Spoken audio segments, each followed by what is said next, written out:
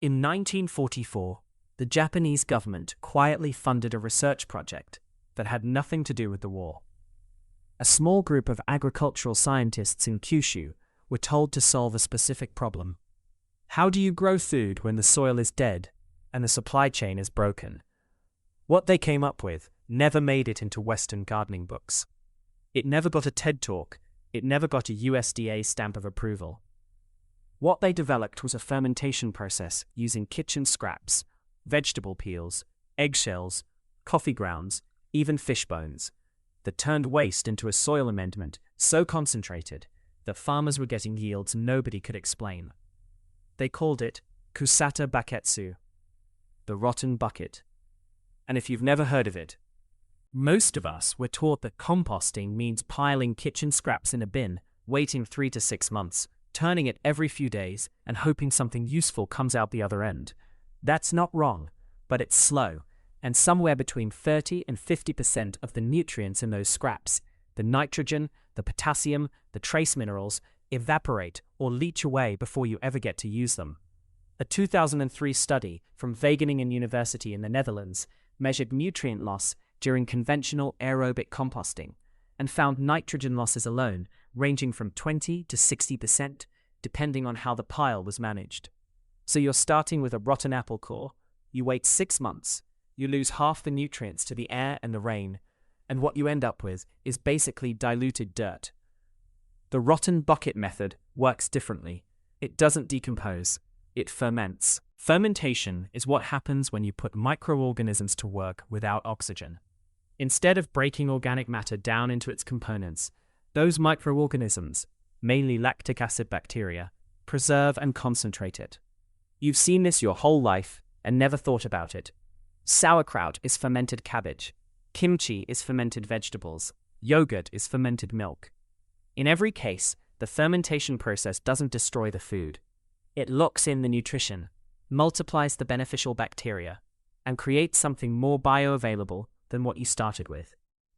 The same principle applied to soil biology produces something that plant roots can actually absorb within days, not months. The Japanese method uses a specific inoculant called EM, or effective microorganisms. This isn't some proprietary mystery compound. Dr. Teruo Higa, a professor of horticulture at the University of Ryukyus in Okinawa, documented the composition extensively in the 1980s. The mix is primarily lactic acid bacteria, photosynthetic bacteria, and yeasts, organisms that occur naturally in healthy soil and traditional fermented foods. His 1994 book, An Earth-Saving Revolution, laid out the science in plain terms that Western agricultural institutions largely ignored. Here's exactly what the traditional bucket method looks like. You take a 5-gallon bucket with a tight-fitting lid. You layer kitchen scraps, vegetable peels, coffee grounds, eggshells, fruit waste, even small amounts of cooked food, in 2-inch layers. Between each layer, you sprinkle about a tablespoon of bran that's been colonized with those effective microorganism cultures. You can buy this pre-made under the brand name Bokashi bran, or you can culture it yourself, which we'll get to in a moment. Each layer of scraps, each layer of bran. Press it down firmly to eliminate air pockets. The process is anaerobic, meaning no oxygen. When the bucket is full, you seal it and leave it alone for 14 days. No turning, no aeration, no maintenance.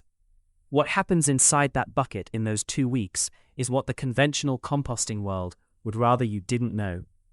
The lactic acid bacteria rapidly lower the pH of the material, creating an environment hostile to pathogens and putrefying bacteria.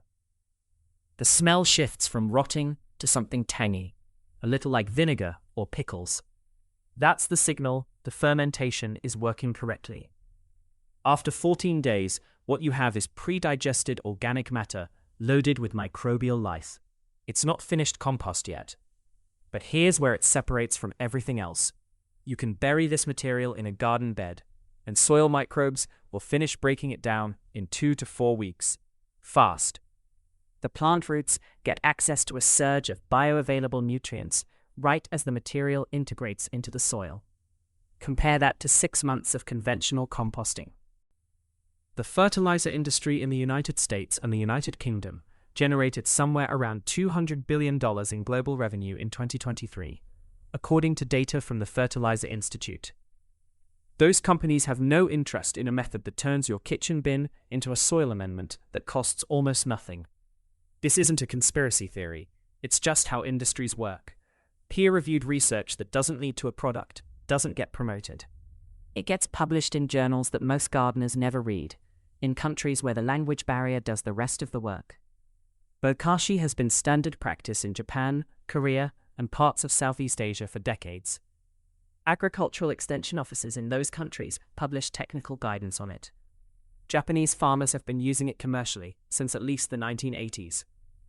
In the UK and the US, the mainstream gardening establishment is still telling people to buy a plastic compost tumbler and wait half a year. There's a byproduct of the fermentation process that almost every Western source forgets to mention.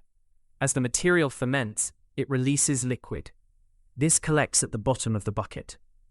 If your bucket has a spigot, and the proper ones do, you drain this liquid every few days. Diluted at a ratio of 1 part liquid to 100 parts water, this becomes one of the most effective liquid plant fertilizers available. Undiluted, it unblocks drains without chemicals, because the microbial content outcompetes the biofilm causing the blockage. You started with a banana peel and a week-old lettuce leaf. 2 weeks later, you have a soil amendment and a liquid fertilizer that most people would pay good money for.